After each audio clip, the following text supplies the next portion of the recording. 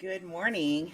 Welcome to Authentic Woman Podcast. I'm Amy Cummings with Cummings Coaching, and where I help women to live a life of freedom and wholeness through helping them dream and bring their unique and authentic gifts to the world, doing work that they love to do, were created to do, and then can live abundantly wealthy in all the arenas of their life.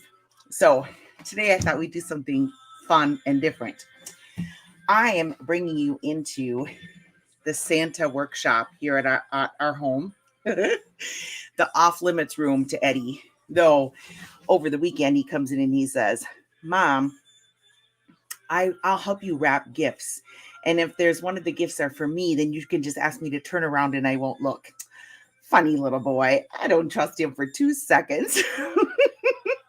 Anyways, so I wanted to just show you what we're up to. Okay, I've got gifts covered over here because, just in case he pops in. But on the bed, first thing I do is I lay out all of the gifts underneath here, are gifts for Eddie. So we have them covered up. We do gifts from Santa. We're a Santa family, and we wrap Santa's gifts. I didn't grow up with that, but I'm one of 8, or one of 9. So I can see why my mom and dad didn't do all that wrapping.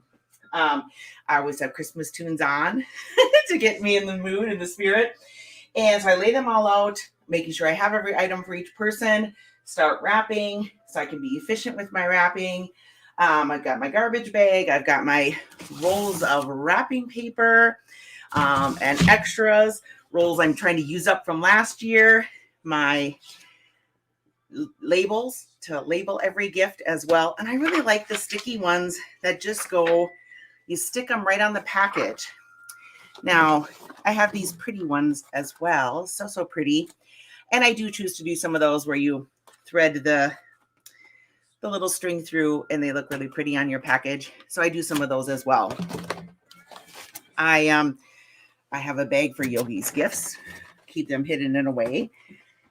And I also sort out what are the gifts that we're doing for St. Nick's Day, which I know is already passed, but I had a pile for those.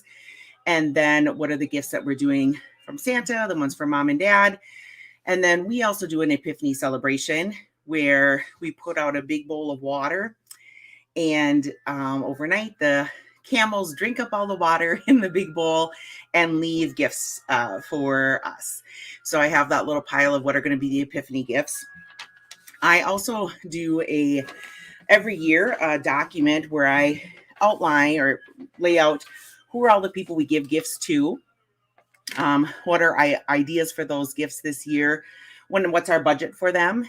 And then kind of checking them off as I go along. What still needs to be purchased, or at this point, what still needs to come in the mail. So I have everything ordered. I'm waiting for 2 gifts to come in the mail, then I'll be set to go. So try to just really get organized. And then I love that I have this list because next year I can look back. Oh, if I gave someone a book, what book did I give them? And just being really thoughtful too about what gifts I'm giving. And also I don't have to ever guess like what is the dollar amount we're doing for our exchange names in my family or your family, or when we had that person's name last time, what did we give them? So all of the ways that this list has been super helpful to me. So that's one of the ways I get organized, and so that it doesn't feel so overwhelming to me. And as well as I don't have to remember everything then, or did I get a gift for everyone? I just grabbed my sheet and I got everybody's name on there we're getting gifts for. There's some on the back because we do a lot of gift giving. And it's one of the ways that I know that we feel like we can be generous. It's a way that we can thank God for the ways that He's provided for us over this past year and beyond. And I'll admit, like sometimes I'm not the best gift giver. Like I've received gifts from people, like I'm like, oh my gosh, they gave me the most thoughtful gift, or they listened when I said I liked something. I have to struggle. I struggle a little bit with making sure that I'm intentional about my gifts. And if I choose to give a gift card, that I feel like that is the best gift for that person, whether it's a gas gift card or a a grocery gift card, or if it's to a particular store that I know that they love, and that maybe they can couple my gift card with someone else, with something else, or someone else's, or their own money, and purchase something that they had been really eyeing up. So that is something I guess I feel like I'm trying to be really intentional about. I also have a box underneath the table here where I've purchased just a few extra things, like having a couple boxes of candy on hand in case someone drops by, or you did forget someone, or oh gosh, we want to give, take a gift if you're going to a party to give the host. So I have a beauty counter gift in here. I have some charcoal facial mask just as a backup. I also have what's this one? Some shower and bath gel, always something just quick to throw into a bag and be able to have a gift when I otherwise would have felt without something to give someone. Or if I bought a quantity of some things and I only needed one or two of them, but maybe they came in a box of 6 or 12, then I have those extra ones in that box as well to either fill in on a gift that might need a little bit more, or like I said, if I forgot someone, then I have that handy. I'm focusing on wrapping right now.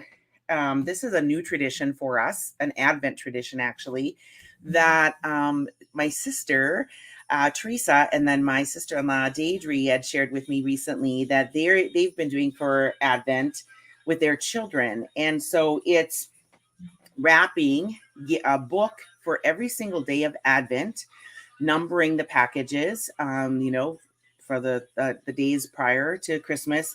And then each day the children take that wrapped book out of the basket and you read that story to them. And that could be done in lots of different ways. You could do it with, milk chocolate, or hot chocolate at night. It could be done over lunchtime, if you're homeschooling, or your children are still little and at home. During the day, you could do it anytime during the day, just after or before nap time, or part of your evening routine to go to bed.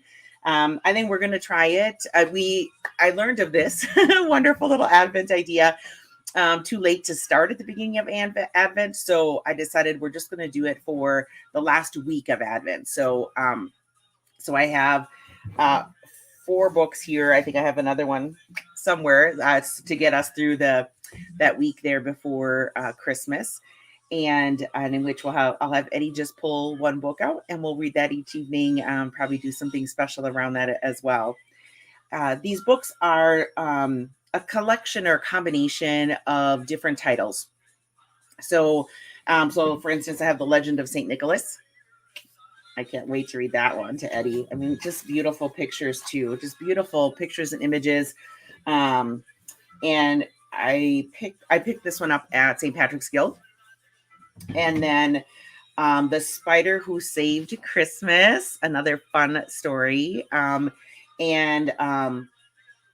Just a cute picture too on the front. Just loving the pictures. Look at this. Look at that.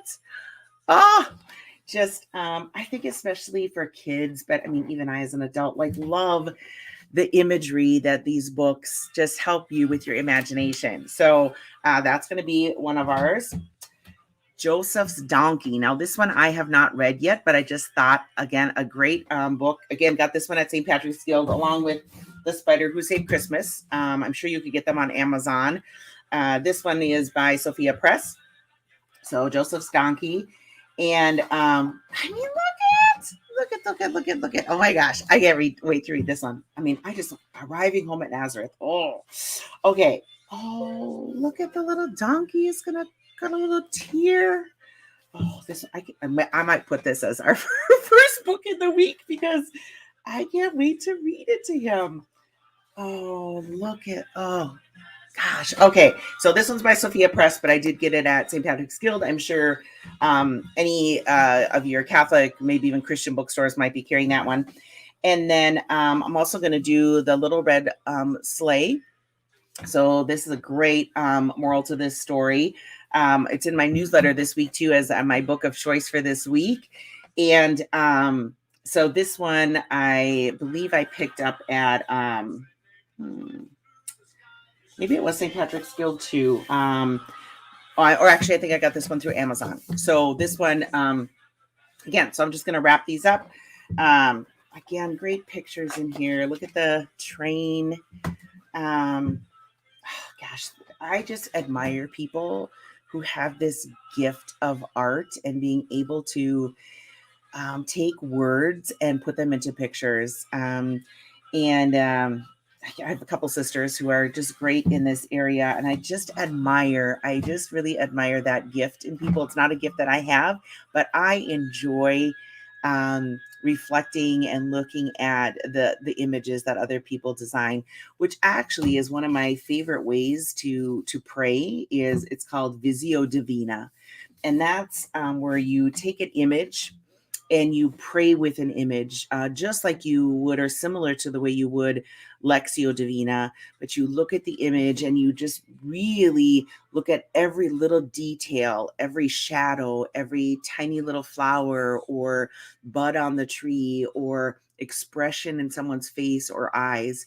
And also, so think about all of those little details. What kind of grabbed you when you first looked at the image, and then thinking and praying and meditating on who would I be in that image, or where would I be if I were at that particular, um, I guess, feast or particular encounter, with the Lord. And so it is one of my favorite ways to pray. And I love having images in our home that draw us to prayer, to beauty, that give us joy. And so, especially for the holidays, just intentional about our nativity set and making sure that the baby Jesus isn't detached from the manger, so that we put the manger with the hay in it out, and then on Christmas Day or Christmas Eve we put baby Jesus, the little baby Jesus, in there. And so those are just some ways to I think bring our Lord much more alive in our homes and into our lives. And okay, so another little book I'm wrapping is called the I Spy book. Now, this is not for our Advent reading, but Eddie loves I Spy. Like, he could play this every day, several times a day. And so just getting him a new one, that's a little more challenging than some of the other ones that he's had, since he's ready for that. Oh, and I have to show you this. So Eddie did come into this room. It's kind of the Santa's workshop is off limits unless I say he can come in. And so he wrapped up. This is like one of the rolls from the wrapping paper that I used, all the wrapping paper. So he wrapped it up and he put Duke's bone inside of here. And he gave it to Yogi. He's like, "Oh, I have a gift for Dad." I'm like, "I don't know about that, dude, but I'm going to save this bowl that he took because that could be reused. But the tube's going to go down there."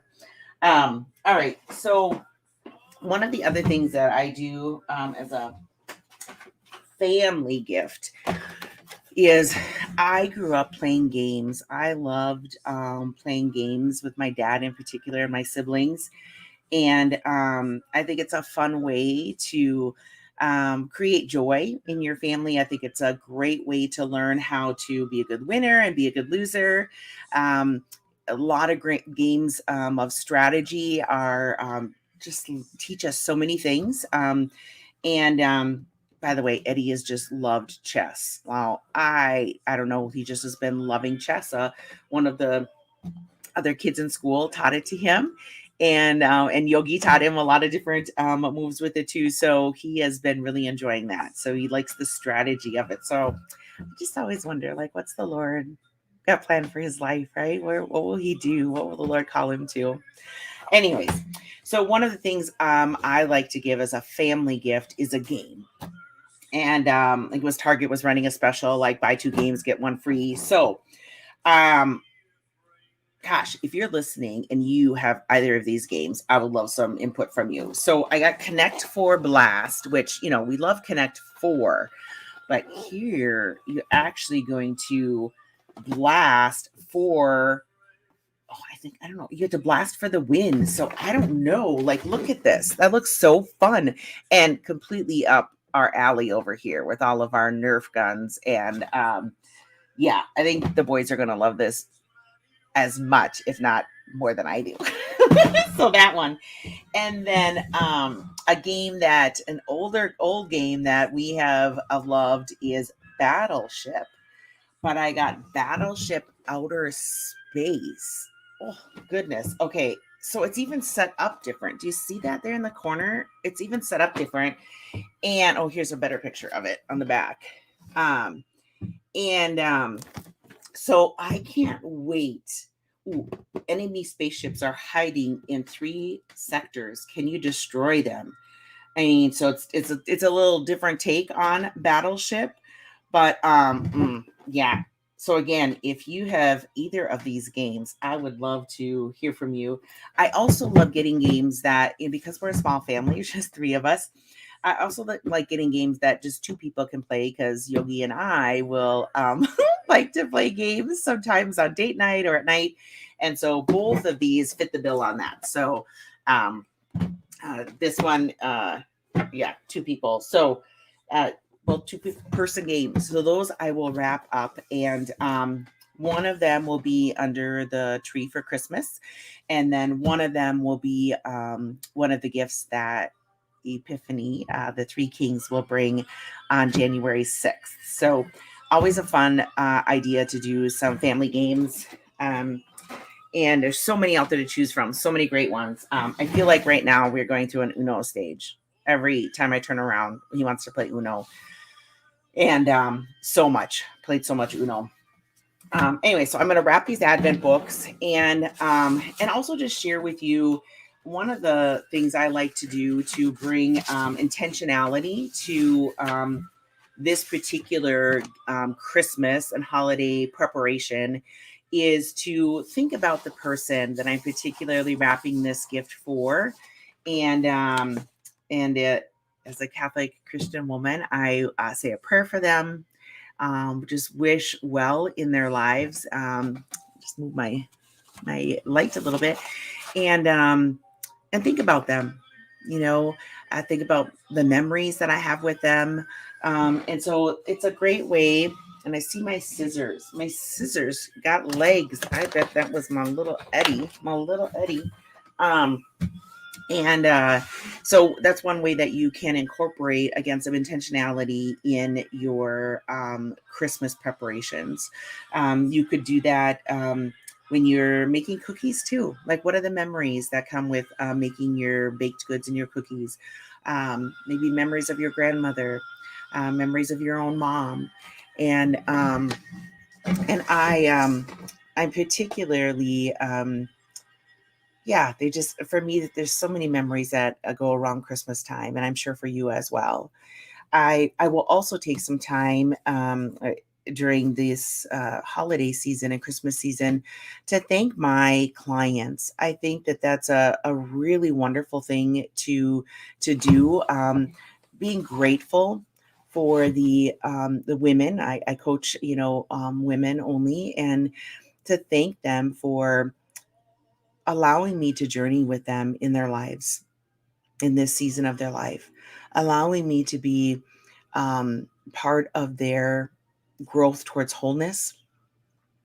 And so there's lots of different ideas for how you can thank your clients. I just received in the mail yesterday, my beauty counter consultant sent me a gift in the mail. I didn't expect it. She sent me one of their little lip glosses, which I love, and some nail polish, and was just so grateful for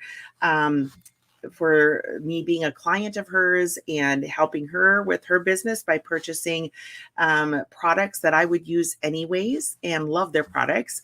And I think it says something about you as a business owner, as an entrepreneur, when you take the time to say thank you to a client. To if you're a woman school strategist, listening to this, an idea that I thought of is I got these little cards. They're just note cards, and writing on here a script for each of my clients So whether it's a script I know that they're working on, or maybe something that I see in them, um, and then sending that with the Christmas card and little gift that that I'm sending over to them. So that's one idea. And you could give them something free. You could give them a free download. You could give them a discount on a private session. I think there's lots of ways we can get creative to gift people during this time and to just say thank you. I think it's a great customer service thing to do as well. And frankly, I mean, customer service today, I mean, even if you just looked up and said hello when you walked in the store, you would be high miles ahead of some of the ways I've encountered poor customer service over the last, 6 months or a year. And so set yourself apart with your business in sending a little gift, telling people that you appreciate them. Spend a little bit of money to say thank you. Um, and, and it could be something encouraging, but then also just a surprise. Who doesn't like getting a surprise in the mailbox that's not a bill or another catalog? Um, and just during this season, I know that when I in the nonprofit that I also work with for many years, I would hand deliver gifts to a lot of our vendors who worked with us throughout the year, hand deliver gifts to our board members, just ways to say thank you for their service, thank you for volunteering, thank you for partnering with us, and you can never go wrong in showing generosity, and doing it with no um, no expectation in return, right? Um, Doing it because you are a woman of generosity. You are a woman of abundance. You are a woman who shares in the beauty of the season, and who shows that through a gift, a note, a phone call, a discount, any way that you can. I think surprise. I think that's just. I think the beauty of it is that it was for me. The one I got yesterday was just a surprise. It was just a surprise to get it in the mail, um, and so I just encourage you to surprise your clients and say thank you to them. In whatever business you're in, be creative about that. If you are, if you're in the floral business, sending maybe a little Christmas bouquet to their home. If you are in the, we already shared some things about coaching. If you're in the business of house cleaning, maybe leave a little box of chocolates on the counter for your clients. If you're in the events planning business, how are there ways you can say thank you to your clients? And yeah, giving them something a little special in there for their next event, right? That could be an idea. Um, Maybe many of your clients are moms, so maybe getting them a gift card to get a cup of coffee, or sending them some nail polish or some lipstick, or a little thing of perfume. There's lots of, I think, different ways that in your particular industry, in your particular line of work, if you're an entrepreneur, you're doing this because you have a passion, and you have a passion to help people or bring your particular service or product to the world. And put some gift wrap on it, put a bow on it, and send it to your clients. And then I just encourage you to, on the these Advent books.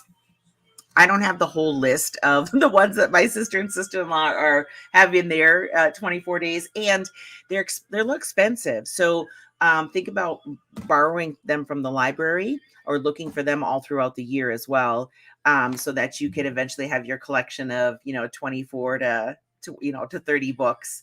And then also, I just want to add to the Advent book idea.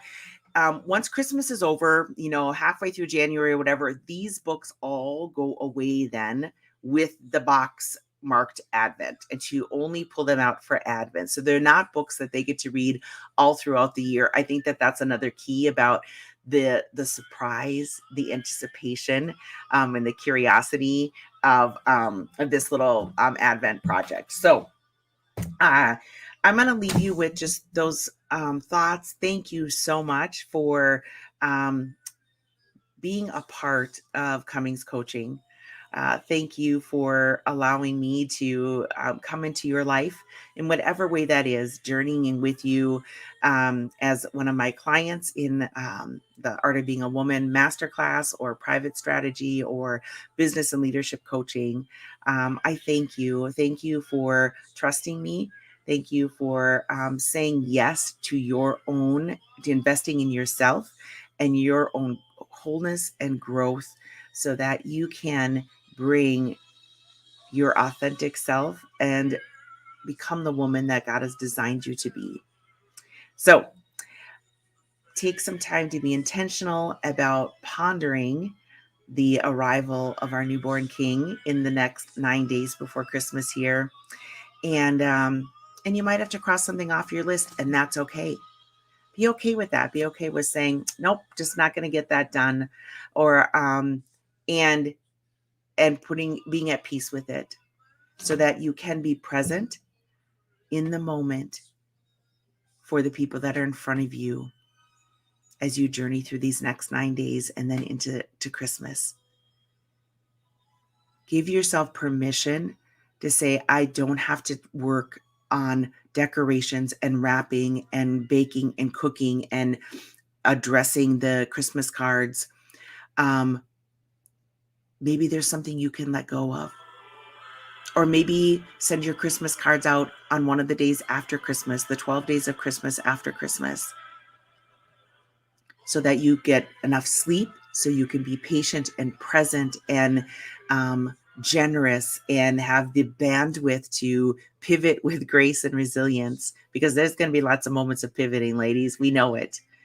And so that you can too experience the joy that you want to bring to your family. All right, till next week. Thanks for joining me. Bye.